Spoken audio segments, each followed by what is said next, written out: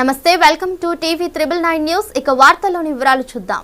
సోమవారం ఐటీఓసీ కార్యాలయంలో జరుగుతున్న ప్రజావాణి కార్యక్రమంలో జిల్లాలోని వివిధ ప్రాంతాల నుండి వచ్చిన ప్రజల నుండి దరఖాస్తులు స్వీకరిస్తున్న జిల్లా కలెక్టర్ డాక్టర్ ప్రియాంకాల, అదనపు కలెక్టర్లు రాంబాబు, మధుసూదన్ రాజు, డిఆర్ఓ రవీంద్రనాథ్ పాల్గొన్న అన్ని శాఖల అధికారులు ప్రజలు అందజేసిన దరఖాస్తుల సమస్య పరిష్కారానికి చర్యలు చేపట్టాలని సంబంధిత అధికారులకు ఎడార్స్ చేసిన జిల్లా కలెక్టర్స్.